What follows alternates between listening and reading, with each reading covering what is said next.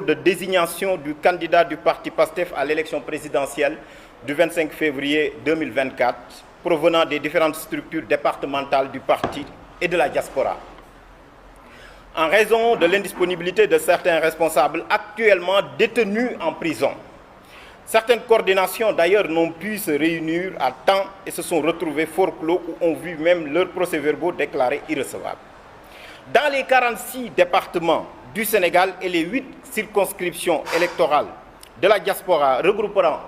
45 pays où PASTEF est présent, les procès-verbaux ont fait l'objet d'un triple contrôle et ont donné lieu à toutes les vérifications nécessaires.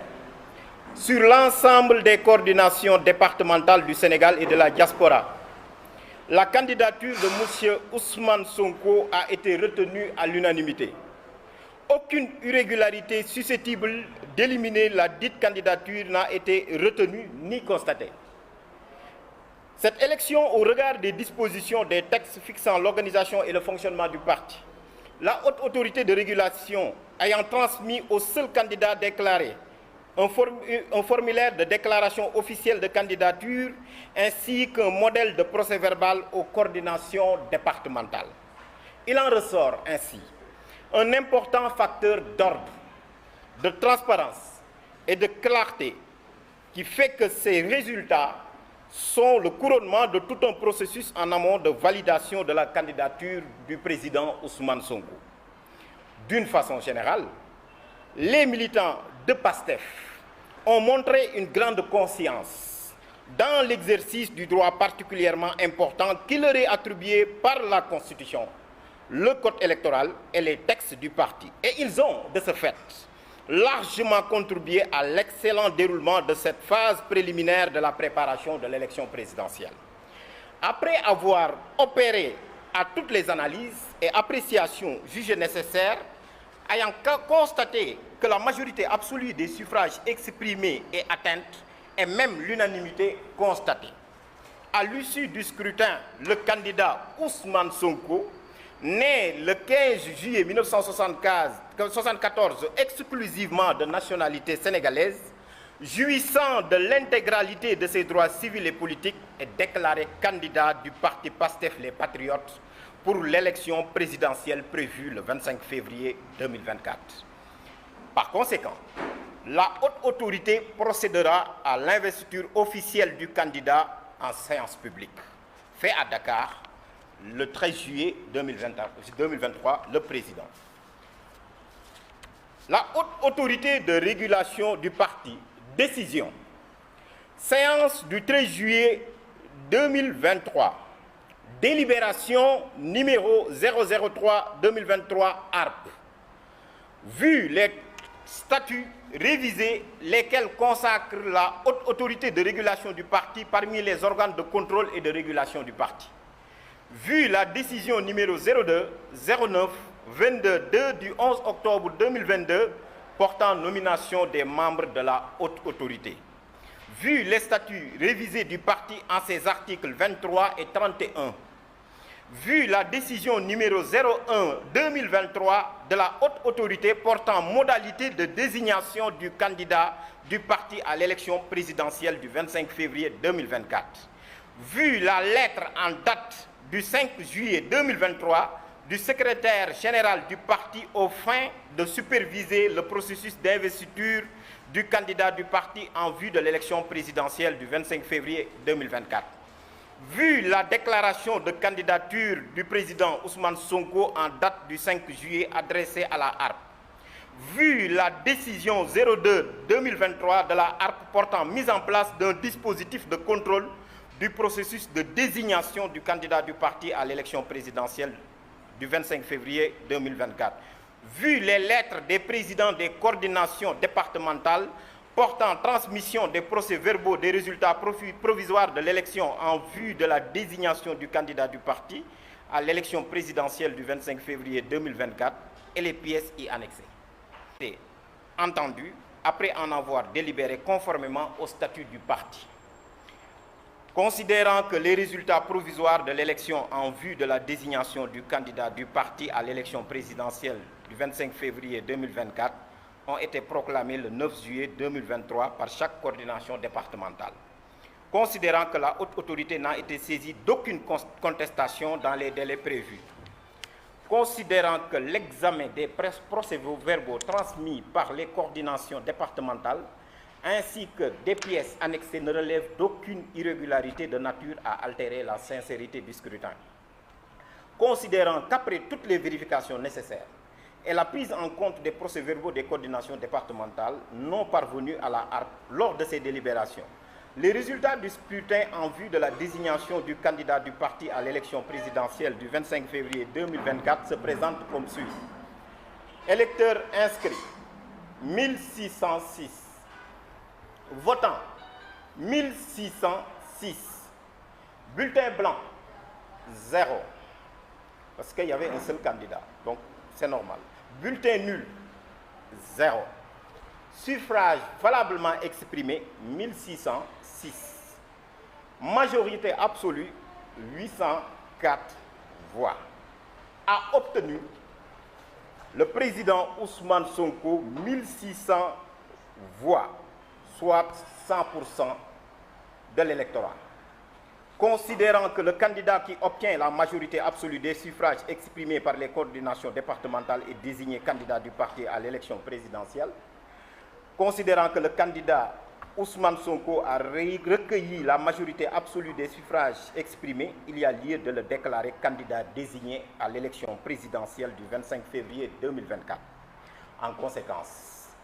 la haute autorité décide, article 1er,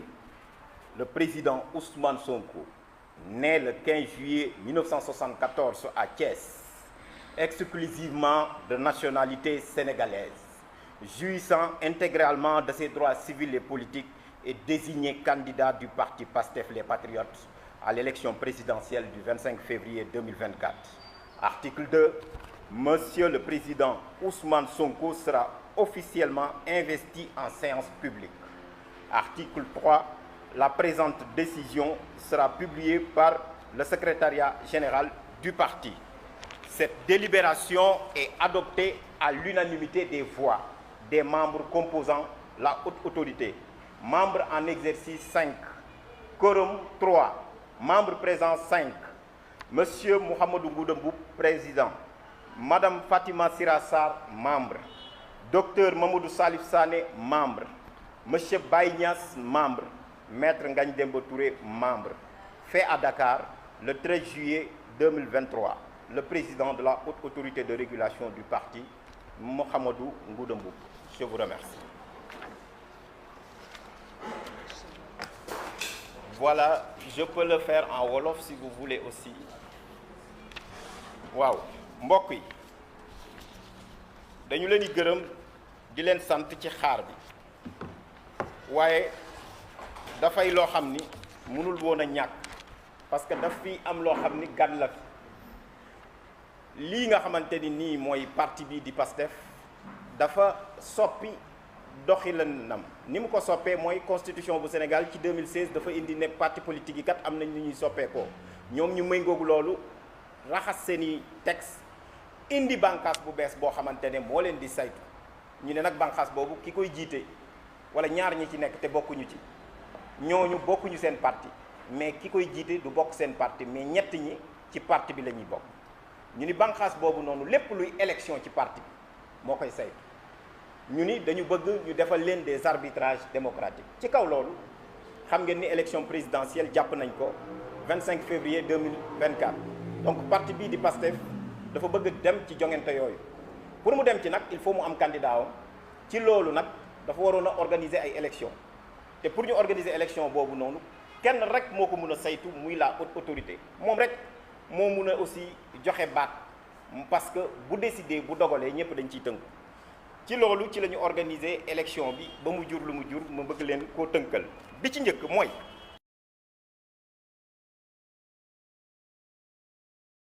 organiser na donc li nga xamante ne mooy ki nga xamante ne candidat bu war a doon partem bu fa war a nekk pour mën ko taxawal maanaam ki nga xamante ne moom la bëgg a ngeem ci loolu PASTEF dafa topp code électoral bi parce que 46 départements yi fu si nekk dafa am coordination diaspora bi aussi boo xoolee 8 départements la noonu la ko code électoral bi tënkee donc ci département yi nga xamante ni moo nekk Sénégal yépp coordination yi dañoo voté bi ñu voté ñoom ñëpp li ñu wax mooy le président Ousmane Sonko la ñu ngemb jébbal ko lenge yi pour mu nekk candidat ci diaspora bi aussi am na 45 pays yoo xamante ni Pastef foofu lañ ko représenté ñoom ñëpp dañu joxe ay procès verbal ñu tënk ko def ko ci 8 départements ñoom ñëpp aussi dañu ne le président Ousmane Sonko moom la ñu désigné pour mu nekk candidat parti Pastef le 25 février 2024. ci kaw loolu nag bu loolu lépp amee tamit mbir mi nag dañ koy delloo haute autorité ci loolu haute autorité saytu ko bi mu ko saytoo li ñu gis kat mooy procès verbal yépp jox nañ ñu ko yi ñu jox ñu jot ko jël nañ ko ndaxte li ñu doon def dafa transparent ñi nga xam ni sax dañoo joxe procès verbal te dañu leen a joxoon date jox leen heure procès verbal bi ñu joxe nga xamante ni yegsiwul sax dañ ni mënuñu ko jël kon nga xamante ni haute autorité bi moom dafa indépendante de la direction du parti li mu yot ci suffrage moom lay càmbar xool ñu xool xam ni amul rature amul contestation amul benn gàkk-gàkk li ñuy wax sincérité ak crédibilité d'une élection ci loolu ñu xam ni kat xool def suñu enquête gis ni ñépp ñi wote ci wot bu crédible lañ ko def parce que am na signature indil nañ ñu PV yi bi ñu xoolee loolu xool nañ ni ci coordination yépp le président Ousmane Sonko moom la ñu voteel parce que bu ñu fàtte ni benn candidat rek moo amoon muy benn candidature muy le président Ousmane Sonko ñi nga xamoon amoon nañ ko ci ay électeurs 1606 la ci 1606 yooyu ñëpp a voté bi ñëpp voté aussi kenn voté wu ci bulletin blanc ci Sénégal bu ngeen xoolee Pastef dafa transparent parce que même haute autorité dafay exiger loolu maanaam élection bu am benn candidat rek ci la ñuy mën a tegee bulletin blanc au Sénégal à côté mais su amee ñaari candidat rek bulletin blanc du am donc bi mu amee bulletin blanc boobu kenn jëlu ko bulletin nul aussi amul maanaam mun na bañ a baax nga ñëw nga dugal ñaari kii wala PV bi am rature wala dara wala quelque chose comme ça donc loolu dañ ko teg de côté parce que zéro